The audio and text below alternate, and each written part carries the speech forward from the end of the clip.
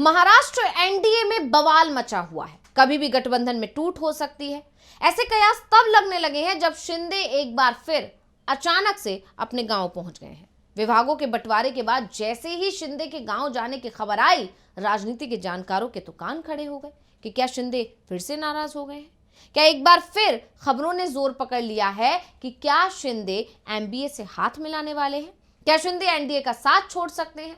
तो महाराष्ट्र की सियासत में क्यों मचा है बवाल, इसी पर हम अपनी स्पेशल रिपोर्ट में करेंगे चर्चा। नमस्कार, मैं हूं अंशिता।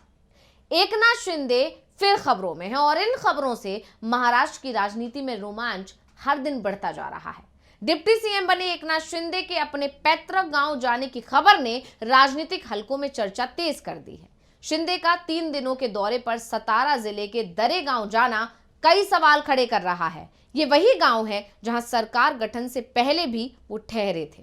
उस समय कहा गया था कि उनकी तबीयत ठीक नहीं है, लेकिन अटकलें थी कि वो बीजेपी नेतृत्व पर दबाव बना रहे थे और इसी के चलते वो अचानक से एनडीए की बैठक से ठीक पहले गांव चले गए थे। तो अब एक बार फिर ऐसा लग रहा है कि शिंदे अपनी नाराजगी जताने के लिए ही ये कदम उठा रहे हैं, यानी शिंदे एक बार फिर से प्रेशर पॉलिटिक्स कर रहे हैं। तो असल में एकनाथ शिंदे का अचानक गांव जाना ऐसे समय हुआ है जब राज्य में प्रभारी मंत्रियों के पदों को लेकर खींचतान तेज हो गई है। बीजेपी, शिवसेना और एनसीपी के बीच इन पदों पर अपने नेताओं को बिठाने की होड़ मच गई है। खासतौर पर ठाणे जिले को लेकर शिंदे गुट और बीजेपी आमने सामने आ गए हैं। बीजेपी नेता गणेश नाइक को ठाणे का प्रभारी मंत्री बनाना चाहती है, जबकि शिंदे इसे अपने नियंत्रण में रखना चाहते हैं। इससे पहले भी शिंदे इसी तरह बीजेपी के फैसलों पर अप्रत्यक्ष रूप से दबाव बनाते रहे हैं। वहीं आपको बता दें कि डिप्टी सीएम बनने के बाद पहली बार अपने गांव पहुंचे शिंदे का ये दौरा विश्राम के नाम पर किया जा रहा है। यानी पहले उन्होंने कहा था कि वो बीमार हो गए हैं और अब वो वहां पर आराम करने के लिए गए हैं। हालांकि जानकारों का साफ मानना है कि ये दौरा केवल विश्राम तक सीमित नहीं है, यानी शिंदे कोई आराम करने नहीं गए हैं, बल्कि कहानी कुछ और है।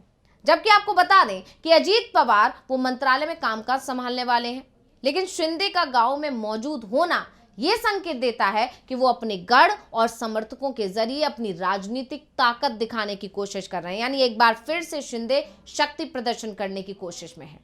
सार्वजनिक तौर पर वो भले ही तनाव ना होने की बात कह रहे हैं, भले ही ये कह रहे हैं कि सब कुछ ठीक है, एनडीए में कुछ भी खराब नहीं है, लेकिन उनके इस कदम से, यानी अचानक से गांव चले जाने के कदम से बीजेपी और अन्य दलों को संदेश देने की अब कोशिश की जा रही है। दावा यह भी किया जा रहा है कि प्रभारी मंत्री पदों को लेकर खींचतान है। दरअसल महाराष्ट्र के 42 मंत्रियों में से ज्यादातर नेता प्रभारी मंत्री पद चाहते हैं, खासतौर पर उन जिलों का जहां उनका राजनीतिक प्रभाव है। इसका कारण है कि प्रभारी मंत्री को जिले की योजना और विकास परिषद के फंड का नियंत्रण मिलता है। ठाणे, रायगढ़ और संभाजीनगर जैसे जिलों में इन पदों को लेकर सबसे ज्यादा संघर्ष हो रहा है। रायगढ़ की अगर बात करें तो रायगढ़ में शिवसेना नेता भरत गोगावाले और एनसीपी नेता अदिति तटकरे के बीच विवाद छिड़ा हुआ है। वहीं संभाजीनगर की बात करें तो यहां पर शिवसेना और बीजेपी आमने सामने है। शिवसेना के संजय शिरसाट और बीजेपी के अतुल सावे एक दूसरे पर हावी होने की कोशिश कर रहे हैं और इस पद पर दावा ठोक रहे हैं। अब सवाल ये उठ रहा है कि क्या शिंदे और फडणवीस के बीच टकराव है? आपको बता दें कि ठाणे जिले को शिंदे का गढ़ माना जाता है। यहां बीजेपी का प्रभारी मंत्री बनना शिंदे गुट के लिए एक बड़ा झटका हो सकता है। और क्योंकि ये शिंदे गुट का गढ़ है, शिंदे का गढ़ है, ऐसे में शिंदे यहाँ पर अपना नियंत्रण ही रखना चाहते हैं, जिससे आम जनता में ये मैसेज ना जाए कि शिंदे के हाथ में अब कुछ भी नहीं रहा है।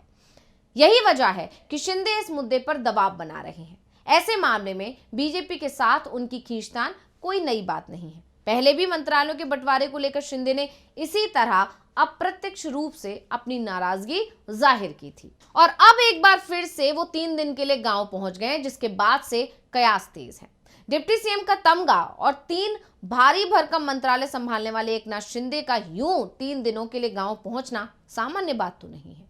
अजीत पवार काम संभालने जा रहे हैं, लेकिन एकनाथ शिंदे गांव जाकर बैठ गए हैं, ये मामूली बात नहीं है। वहीं बीजेपी की अगुवाई वाले गठबंधन की बात करें तो एनडीए ने महाराष्ट्र के विधानसभा चुनाव में जोरदार जीत हासिल की।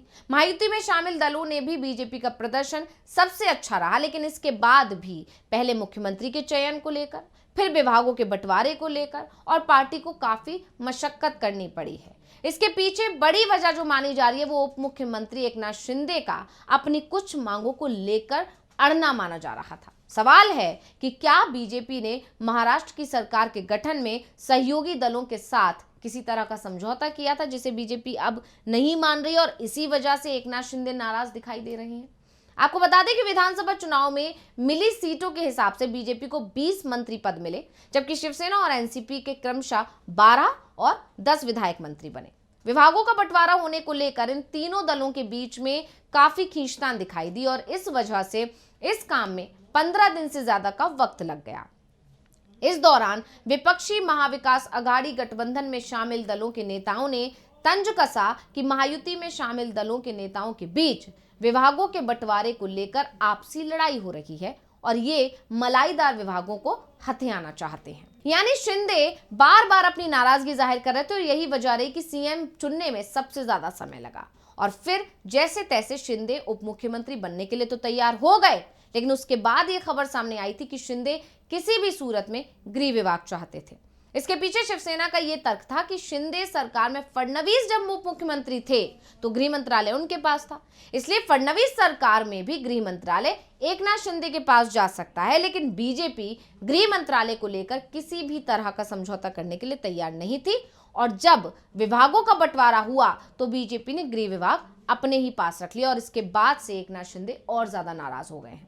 वहीं बात करें एकनाथ शिंदे को मिले विभागों की, तो बता दें गृह मंत्रालय के अलावा एकनाथ शिंदे शहरी विकास, राजस्व और पीडब्ल्यूडी जैसा मलाईदार मंत्रालय भी मांग रहे थे और इस वजह से बीजेपी काफी दिनों तक परेशान रही। इसके अलावा शिवसेना ने फडणवीस सरकार में 13 कैबिनेट मंत्री के पद मांगे और महाराष्ट्र की विधान परिषद में भी अध्यक्ष पद देने के लिए कहा, लेकिन लंबे वक्त तक चली बातचीत के बाद बीजेपी ने शिवसेना को 12 मंत्री पद पर राजी कर लिया और विधान परिषद का अध्यक्ष भी अपने नेता राम शिंदे को बनाया, जिसका भी विरोध किया था एकनाथ शिंदे ने। लेकिन एकनाथ शिंदे के द्वारा लगातार दबाव बनाने की वजह से बीजेपी को हाउसिंग और पीडब्ल्यूडी जैसे बड़े विभाग एकनाथ शिंदे को देने ही पड़े। फिलहाल ये तय है कि प्रभारी मंत्रियों को लेकर खींचतान ने महाराष्ट्र की सरकार में एक नया विवाद खड़ा कर दिया है।